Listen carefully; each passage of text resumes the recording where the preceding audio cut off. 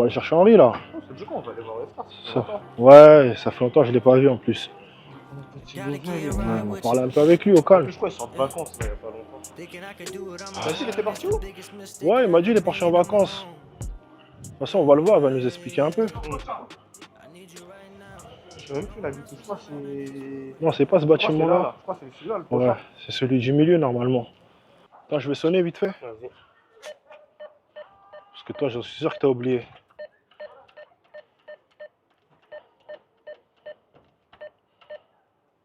Veuillez patienter, nous traitons votre appel.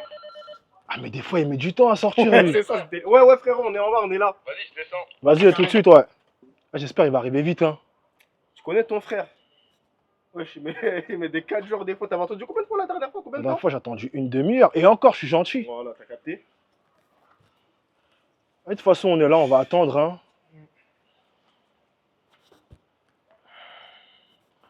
Tu vois comment il est lent. Henri! Henri! Ouais, oui. Attention, il est là comme par hasard. Il faut l'appeler, il faut crier même des fois à sa fenêtre. Ça va Ah, mon les frère. frères, désolé, hein. Mon frère, ça va? C'est comment les frérots? Bien. Bien ou quoi? Et toi? Ça C'est dit quoi, comment? mon frère? Bien ou quoi les frères? Vas-y, je vous ai donné, j'ai ramené des chaises, hein. Vas-y, carré, bien vu. Vas-y, tiens, tiens mon frérot. Ah ouais, t'as pensé à tout, toi? Ah mon gars, tu connais. Ah, bon les gars, bienvenue chez moi, hein. Si t'as vu, on est à Bagnolet, dans ma cité, à Girardot. C'est là où j'ai quasiment toujours vécu, hein. T'étais où avant? En fait, quand je dis quasiment, c'est parce que avant, j'habitais pas à Bagnolet. J'ai eu beaucoup de péripéties dans ma vie. Mais quand tu dis péripéties, c'est-à-dire? Ouais, j'étais timide ou quoi? Eh, tu mets du temps à nous raconter les choses, toi. Mais non, les frères, attendez, je vais vous raconter. Non, de base, moi, je suis né au pays. Et Henri, t'aimes trop parler vaguement. Quel pays? Ouais, je suis né en Côte d'Ivoire, hein. Je suis venu en France à l'âge de 2 ans. En vérité, j'ai pas trop connu la Côte d'Ivoire. Je suis venu avec mon père, ma mère, elle est restée au pays. Mais attends, comment ça se fait que t'es venu avec ton père, mais pas avec ta mère? Parce que d'habitude, c'est la mère qui a la garde. Ouais, c'est vrai. Mais en fait, ma mère, elle m'a eu super jeune. Elle m'a eu à l'âge de 16 ans. Ça veut dire que quand tu es en Afrique, tu vois, tu penses à l'avenir de ton enfant. Ouais, j'ai capté, c'est vrai. C'est ça. Et en fait, moi, ma mère, elle s'est dit quoi? Mon père, il vivait déjà en France à ce moment-là. Donc, je vais laisser mon fils aller en France avec son père. Et pour son avenir, ça va être bien, tu vois. Ah, en fait, c'est un échange de bons procédés. Exactement. Mais en fait, quand t'arrives en France, il se passe quoi? Ah, t'as vu? Quand j'arrive en France, j'habite à Orléans avec mon père. Et à ce moment-là, mon père, il avait une autre femme et d'autres enfants, mon demi-frère et ma demi-sœur. Et en vérité, tout se passe bien, hein.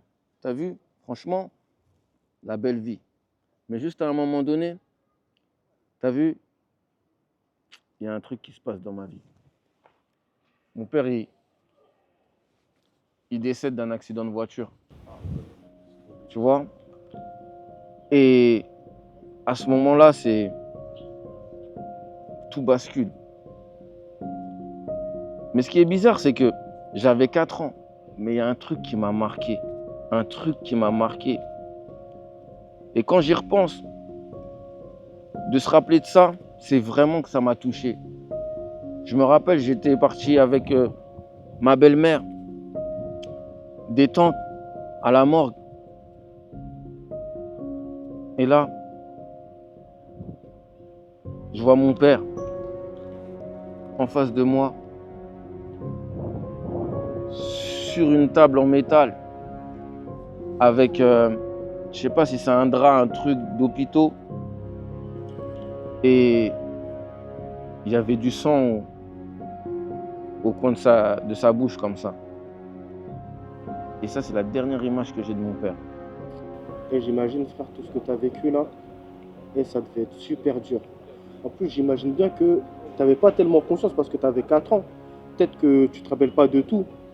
Mais je pense que ces choses-là, tu vas me dire si c'est vrai ou pas, ça a dû mettre un vide en toi, quelque chose, un mauvais sentiment. Mais en vérité, tu as tout à fait raison. C'est que à partir de ce moment-là, c'est que j'ai compris, même de mon jeune âge, que tu as vu, quand tu es petit, tu crois immortel. Ton papa, c'est tout. C'est un héros. Tu l'as vécu, Gaëtan. Je l'ai vécu. Tu sais c'est quoi? Je comprends très bien ce que tu veux dire. Et à ce moment-là, ça veut dire que je me dis quoi? On peut partir. Je vais plus voir mon père. Ça crée un mal-être. Mais dans mon malheur, il y a eu du bonheur quand même. C'est le fait que ma mère, elle est venue me récupérer. Parce que j'étais à gauche, à droite, en attendant que les papiers se règlent et tout, du décès de mon père. Et ma mère, elle est venue me récupérer. Mais à ce moment-là, c'est troublant. Tu sais pourquoi? Parce que il y a une dame qui vient me récupérer. À cette époque-là, je crois que j'ai 5-6 ans. On me dit que c'est ma mère. Moi, ma mère, je l'ai quittée à 2 ans. C'est-à-dire que je la connais même pas. Ah ouais, tu la connais pas en fait. Tu vois ce que je veux dire? Bah oui. C'est ça. Et je la connais pas. Elle vient avec un monsieur, c'est son mari, qui aujourd'hui, maintenant, je le considère comme mon père, parce que c'est lui qui m'a élevé, et sa fille. Donc maintenant, qui est ma sœur, tu vois. Mais maintenant, va digérer ça. Pour un enfant, il a 5 ans. Attends, stop. Je vais faire un récapitulatif. Tu arrives d'Afrique, de Côte d'Ivoire. Tu pars avec ton père. Tu es avec ta belle-mère. Ton papa décède. Tu es un peu de gauche à droite. Ensuite, ta mère vient te récupérer. En fait, tu as une nouvelle famille. C'est ça. Frérot, c'est carrément ça. Maintenant, il faut que je m'habitue. Il faut que je trouve ma place. Et tu sais, pour un enfant de cette époque-là, maintenant, j'ai avancé dans l'âge, j'ai 6-7 ans. Tu ne peux pas grandir normalement. Tu grandis avec des carences. Tu essaies de te forger un caractère. Tu essaies d'avoir un repère. Mais tu n'en as pas parce que ton père, il n'est plus là. Tu grandis avec un manque d'amour, un sentiment de rejet, tu as peur d'être rejeté. Donc ça veut dire que moi, je grandissais avec les sentiments de faire tout bien pour que les gens ils m'aiment, tu vois. En fait, tu voulais être bien vu. Exactement. Tu as tout compris. Ouais, C'est carrément ça. On l'a tous vécu, frère. Ça. C'est ça, c'est ça. Sentiment d'appartenance. Exactement. Ça veut dire que à ce moment-là, je vais vivre avec ma mère, mon beau-père et ma sœur. Ça se passe bien aussi. Tout. Mais pareil, quand je vous ai dit j'ai des péripéties dans ma vie, c'est réel. Pareil, on se fait expulser. Tu vois? On se fait expulser. Je vais vivre chez une tante. Mon père, qui était mon beau-père, il retourne au bled. Plus de figure paternelle encore une fois. Plus de repères encore une fois. Ça fait mal. C'est ça. Ça veut dire qu'à un moment, je vis chez ma tante. Il y a mon grand cousin, je m'identifie à lui. Tout ce qu'il fait, je le fais. Parce que là, tu vois, j'ai besoin de cette identité, de trouver une identité, de trouver une appartenance. Et je me rappelle, il y a des anecdotes, c'est quoi? Je faisais les mêmes trucs que lui faisait. Et lui, il commence à devenir fou. Pourquoi tu me copies? Pourquoi tu fais ci? Pourquoi tu fais ça? Et sa mère, toujours, elle disait quoi? C'est comme ton petit frère. Il te voit comme modèle. Donc, tu es obligé. Laisse-le, c'est pas grave. Tu vois, il te voit comme modèle. Et après ça s'est bien passé. Mais comme j'ai eu toutes ces péripéties, moi, je redouble le CP. Et avec ma mère, on trouve une maison à Bagnolet. Et c'est là que je commence vraiment ma vie, elle stabilise, comme je t'ai dit au début, elle stabilise. Je vais en primaire, je me fais mes premiers potes, tout se passe bien. Et je grandis bien, tu vois, tranquille. Premiers potes, tout ça, je commence le sport. Et ça se passe, tu vois.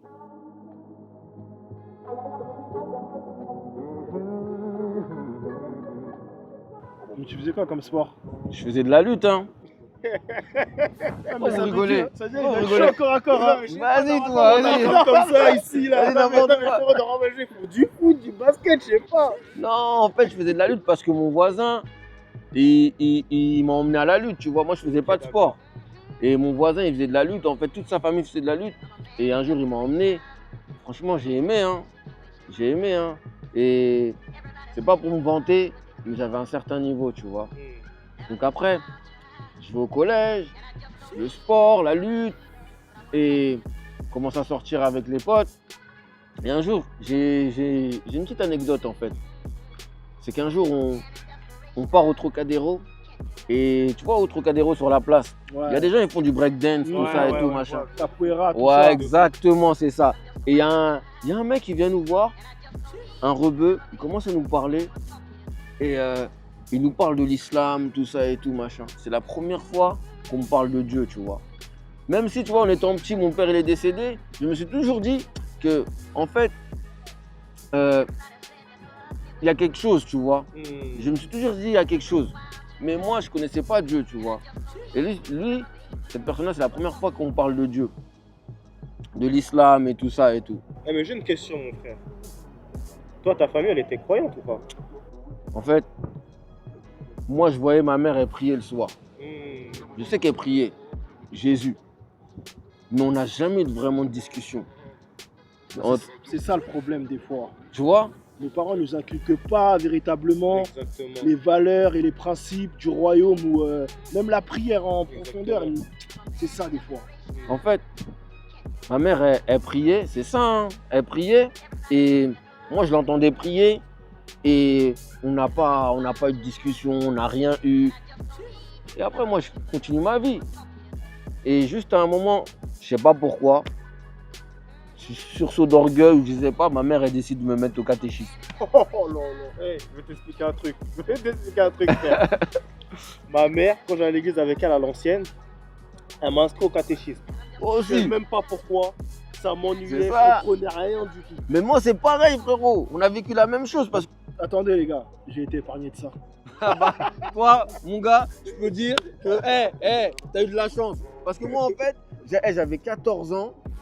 Ma mère, elle me dit, ouais, tu vas au catéchisme avec ta soeur. C'était mercredi après-midi. Tous mes potes, ils sont dehors. Il fait beau. C'est punition, en vérité. C'est pire qu'une punition. Il était privé de copains. Bah ouais, c'est carrément ça. Et moi, je me dis quoi? Je suis allé une fois. Non, même pas 2 fois. Et vas-y, je vais plus. Je vais plus. Donc après, moi, je vais plus. Je continue ma vie comme ça, tout. Je continue. Et après, je crois, là, je vous ai dit, j'avais 14 ans. À 15 ans, avec le sport, je rentre en sport-études. En sport-études. Quand je rentre en sport-études, je devais déjà rentrer plus tôt. Mais le président de mon club, il n'a pas voulu, j'étais trop jeune. Là, je rentre 15 ans, je rentre en sport-études à Besançon. Je suis dans un logement avec un gars de mon club, un plus grand que moi, encore pareil. Je m'identifie à lui. T'as compris? Encore ce manque d'amour Manque d'amour, tu qui vois. revient encore. Je m'identifie à lui. Pour moi, c'est un modèle, c'est un grand frère, tu vois. Quand t'es jeune comme ça, souvent, mon frère, c'est le sentiment d'appartenance. En fait, t'as envie d'être dans un mood, t'as envie de. Exactement, t'as envie d'appartenir à quelque chose. Voilà, ressembler aux gens. Exactement, t'as envie de te créer une identité, une communauté, tu vois. En fait, je dirais même que tu as envie de te faire accepter. Exactement. Ça va beaucoup plus loin. Les frères, Parce que vous dites frérot, que la vérité, c'est parce que carrément frérot, ça. regarde, imagine-toi maintenant, là vous êtes deux, Mm. mais en fait tu marches avec un mec, ça veut dire que, imagine-toi, t'es pas pareil. Bon, en gros, vous êtes plus ensemble, vous êtes divisés, vous êtes séparés. Mais c'est comme toi, tu l'as Et vécu. c'est pire quand t'es en groupe. Mais Tu c'est vois ce comme que toi, je tu veux l'as dire? vécu. Quand tu parlais de l'influence et Mm. tout ça, c'est exactement ça, tu vois. Et en plus, moi, je suis avec lui. Et quand je vous dis, c'est comme mon grand frère, pour te donner des anecdotes. Et quand mes parents ne pouvaient pas me payer les billets de train pour rentrer sur Paris, les week-ends, c'est lui qui me payait les billets de train. Tu vois ce que je veux dire? Et toute sa famille me connaissait. Toute sa famille, ses sœurs, ses frères, sa mère, son père, tout le monde se connaissait. Et à Besançon, c'est là où vraiment, j'ai connu la vie. J'ai connu la vie. La vie, c'est-à-dire. Voilà, en fait, la vie, c'est. Quand je te dis j'ai connu la vie, boîte de nuit, alcool, femme, les filles. J'avais 15-16 ans. Mais t'as vu, moi, je viens de Paris, j'arrive à Besançon. C'est pas pour dénigrer la vie, mais c'est un peu une campagne comparé à Paris. Et il remarque direct que t'es pas de là-bas. Ah, c'est Style parisien. vestimentaire, la façon de parler, la façon de marcher. Ouais, t'es le BG de là-bas, en gros, un Exactement. Même Et le comportement, je dirais. exactement. Donc, je commence à connaître les filles. Même que j'étais j'avais pas l'âge. J'allais en boîte avec les grands du club où j'étais, à Besançon, du sport-études. On allait en boîte, on sortait, on buvait de l'alcool. Première cuite, les premières cuites. C'était prévisible. C'est ça, c'est ça. Tout ça pour être comme les autres. Pourtant, je me rappelle, en fait, je disais quoi? Je disais que jamais moi je vais boire de l'alcool. C'est pas bon l'alcool. On a tous dit ça. Tu vois ce que je veux dire? Jamais je vais boire de l'alcool. Au final, Tu tombes dedans. Mais pourquoi? Pour faire comme les autres en vérité. Mais les gars, vous savez comment ça s'appelle ça? L'engrenage. Exactement, c'est ça. C'est carrément l'engrenage. Donc après, moi je suis là à Besançon et bizarrement je vois mon pote, il prie, il suit sa religion et on a des échanges comme ça encore, tu vois, de religion, sur l'islam et tout. Et moi, il me demande je suis quoi? Moi je sais pas trop quoi dire parce qu'en vérité je sais pas, tu vois. Pour moi, Jésus, je le connais pas. Je connais Jésus, tu vois, comme il nous présente à l'école, tu vois, machin, tout. Mais en fait, je connais pas. Ça fait que plus je parle avec lui, je commence à adhérer à son discours. Et en plus, l'été, il arrive, je retourne sur Bagnolet, je suis avec mes potes, pareil, on parle et on parle de tout et de rien et ça arrive à parler encore de religion, tu vois, de Dieu. Et j'habite à Bagnolet, dans le 93. 99% des gens sont musulmans. C'est-à-dire que moi, c'est quoi? Je me dis, franchement, est-ce qu'ils disent? Ils ont grave raison. Jésus, ça peut pas être le fils de Dieu. En plus, l'islam, c'est la dernière religion. Donc moi, je décide quoi? Je fais quoi? Je décide de me convertir à l'islam. Mais pas... C'est vrai, il y avait l'influence, mais pour moi, j'étais convaincu à ce moment. Tu vois, j'étais convaincu, tu vois. Après aussi, mon frère, c'est quoi notre délire? C'est que déjà, on n'a pas connu le vrai Jésus et aussi, moi j'aime bien dire en gros le Jésus de France 2, celui qu'on présente à la télé. Exactement, la messe le dimanche, tu vois. Voilà, C'est ça. Et après, moi, je décide de me convertir.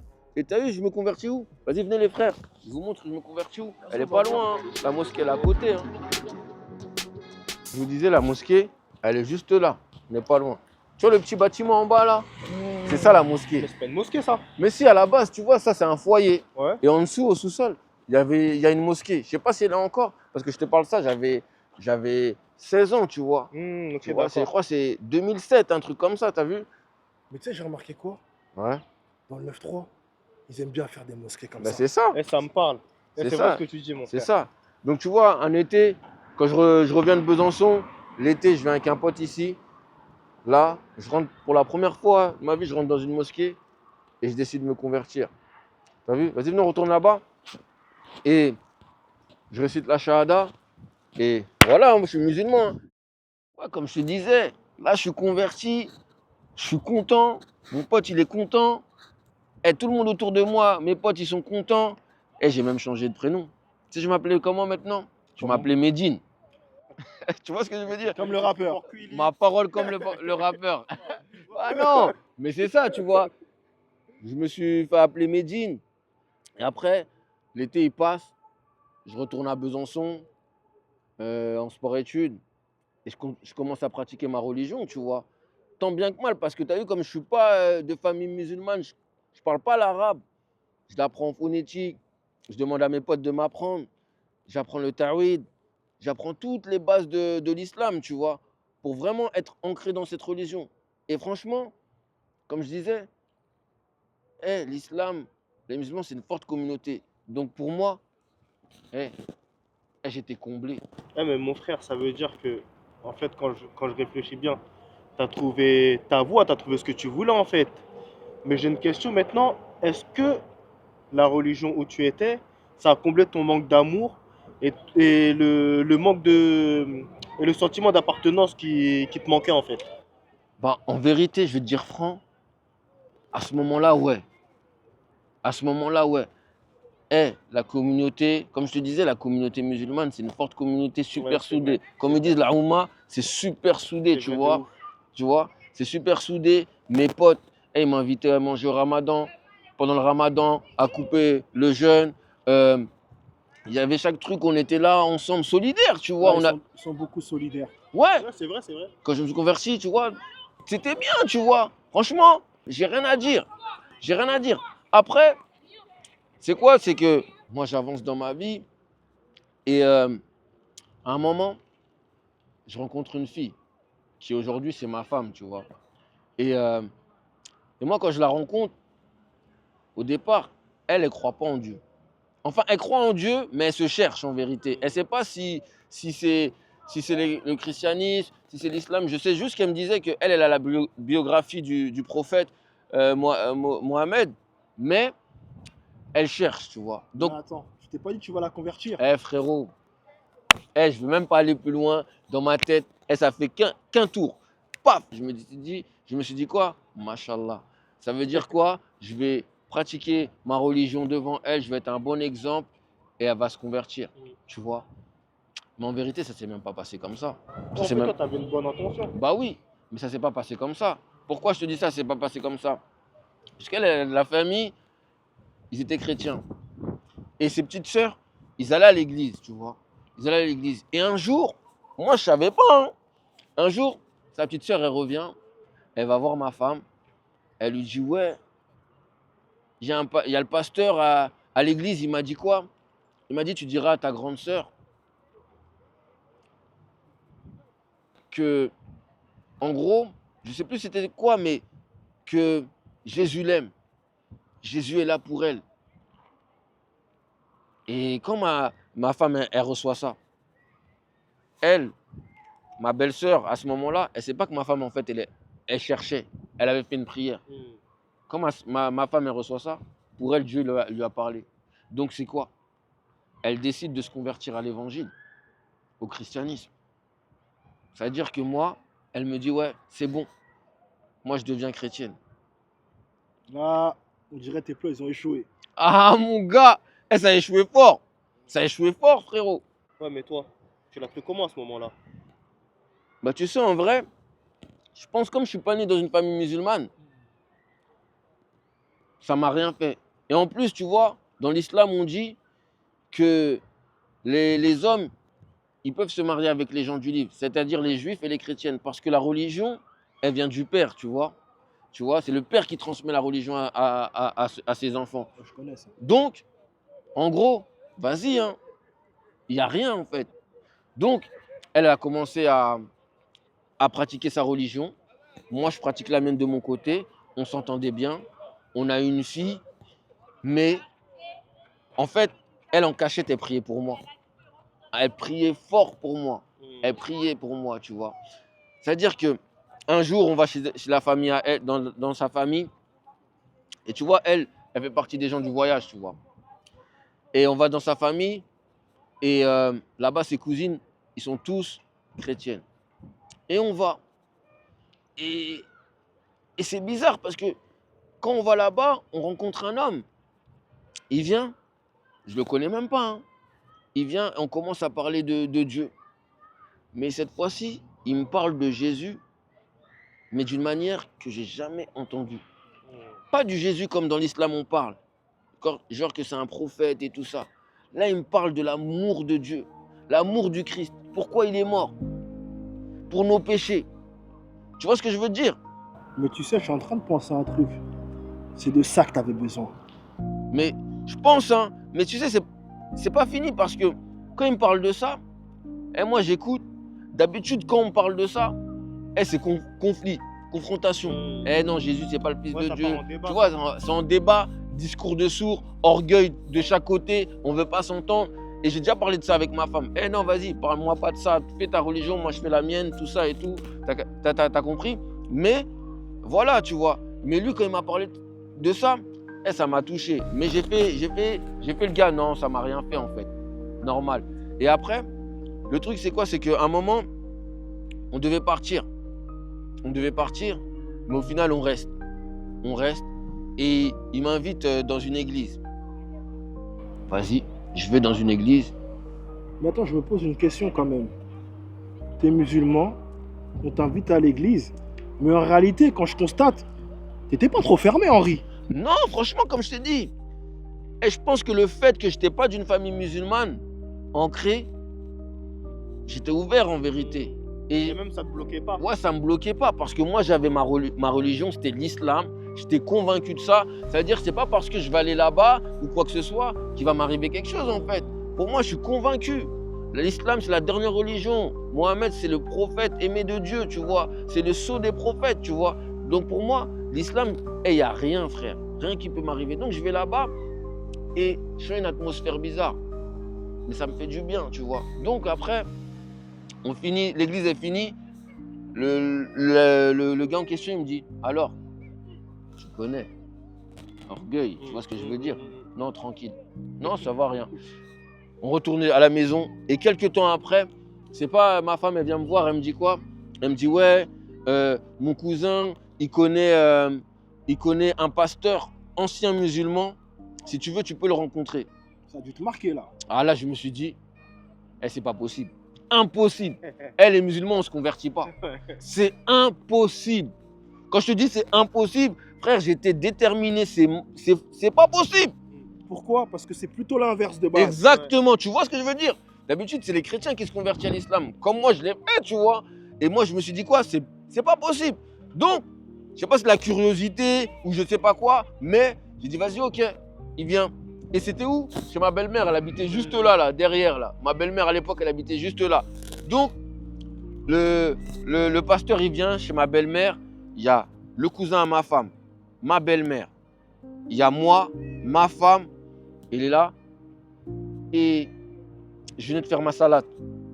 Je venais de saler. Et à ce moment-là, j'étais bien. Mon cœur, il était disposé, tranquille. Je fais ma salade. Et il arrive à la maison, on s'assoit et on commence à parler. Et il commence à me parler. Et lui aussi, pareil, il me parle de Dieu, il me parle de Jésus, il me parle de tout.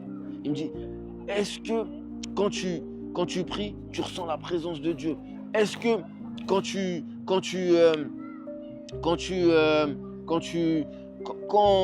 t'as déjà entendu la voix de Dieu et tout ça? Et même, j'ai oublié les frères, il y a une petite anecdote juste avant ça, c'est qu'une fois, ma femme, elle revient de l'église. Et elle parle bizarrement, tu vois. Mais vas-y. Ça, c'est un détail, mais ça m'a percuté. Quand elle parle bizarrement, moi, à la base, je ne savais pas c'était quoi. Mais c'est plus tard que j'ai appris c'était quoi. Et moi, quand elle parle comme ça, je dis, non, chétan, vas-y. Tarfoula. Voilà, t'as compris. C'est plus tard. Et le gars en question, il me dit, ouais, est-ce que tu as déjà entendu la voix de Dieu? Est-ce que tu as déjà fait ci, ça? Et moi, ça m'impacte. Je me dis, c'est pas possible. Moi, je suis dans la dernière religion. Hein? Mohamed, c'est le dernier des prophètes. Tout ce qu'il dit, j'ai jamais vécu. Comment ça se fait? Et à ce moment-là, je te promets, frérot, je commence à pleurer. Mais quand je te dis je pleure, mais je pleure comme un bébé. Et il y avait ma belle-mère. Et je pleure, c'est pas je suis triste ou quoi. Ma vie, elle se passe bien, mais je pleure. Et quand je pleure, c'est comme s'il y a un sentiment d'amour qui rentre en moi, tu vois. Et tout le manque d'amour du décès de mon père, de tout ce que j'ai vécu et tout, il est comblé en une fraction de seconde. On avait besoin. C'est ça, je crois. Et après, le garçon en question, il me dit quoi? Il me dit, t'as vu, moi je suis juste venu te parler de l'amour de Dieu. Je ne suis pas venu te convaincre de faire quoi que ce soit. Juste, je t'invite à faire une expérience avec Dieu. Mais frérot, mon frère, moi je suis musulman. Comment tu vas expérimenter Dieu? Pour moi, Dieu, c'est le Tout-Puissant. Dieu, il est tout là-haut. Tu ne peux pas expérimenter Dieu, toi en tant que créature. Tu ne peux pas expérimenter le Créateur, tu vois. Tu as vu? Je me dis, comment je vais faire? Ben, je dis, elle va dans ta chambre, prie Dieu, demande qui il est. Tu n'as pas besoin de faire tes ablutions, tu n'as pas besoin de prendre ton tablier de prière. Normal, parle-lui comme ça. Frérot, j'ai obéi. Ce que j'avais ressenti, je ne peux pas dire que c'est rien. Tu vois ce que je veux dire? Donc j'ai obéi. Et là c'est quoi? Je vais dans ma chambre, je dis, Dieu, moi je suis musulman. Mais là j'ai ressenti un truc que j'ai jamais ressenti ailleurs. Même en étant musulman, l'amour que j'ai ressenti là, je ne l'ai jamais ressenti. Est-ce que c'est Jésus-Christ la vérité ou est-ce que c'est Allah la vérité? Tu vois? Fais-moi un signe. Et là, je suis troublé. Je suis pas bien. Je suis pas en paix. Je suis pas bien. Et ça fait quoi? Ça fait que moi et ma femme, après, on va au McDo. On mange au McDo. Et c'était à l'époque des vignettes Monopoly. Je tire une vignette, il y a marqué paix. Moi, je vois que paix, mais en fait, c'est rue de la paix. Mais moi, je vois que le mot paix en grand. Et comme si quand je tire cette vignette et je vois le mot paix, il y a une paix qui tombe sur moi, frère. Et frère, une paix. Et tous mes doutes, tous mes trucs sont comblés. Tout. Je suis zen. Convaincu. Et je montre ça à ma femme. Elle me dit, tu vois, le Seigneur, il est en train de te parler. Et moi, je me dis, c'est pas possible que Dieu, il parle comme ça. Tu sais, on appelle ça comment? Une expérience. Exactement. C'est pour ça que je comprends mieux maintenant pourquoi le gars, il m'a dit, fais une expérience avec Dieu. T'as tout dit. Et après, à partir de ce moment-là, pour moi, je suis convaincu. Je vais à l'église, je donne mon cœur au Seigneur Jésus-Christ, j'accepte le Seigneur Jésus-Christ. Mais le problème, c'est que quand moi je l'accepte avec une mentalité où, ok, c'est lui qui m'a sauvé de mes péchés, mais c'est pas mon Seigneur. Ça veut dire quoi? Les premiers mois, ça se passe, je vais à l'église, tout ça et tout. Et je vais à l'église, mais mon entourage, il apprend. Ça commence les premières moqueries. Ouais, tu t'es converti à cause de ta femme. Ouais, c'est ta femme, elle t'a embrouillé. Ouais, t'as écouté les West, tout ça. Mais moi, je suis convaincu, non, c'est pas les West. C'est Dieu, frère. C'est Dieu, c'est Jésus qui m'a parlé. Donc, ça veut dire que je continue à suivre l'évangile. Je ne le dis pas à tout le monde. Je me cache un peu. Mais après, je suis l'évangile à ma manière. Tu vois?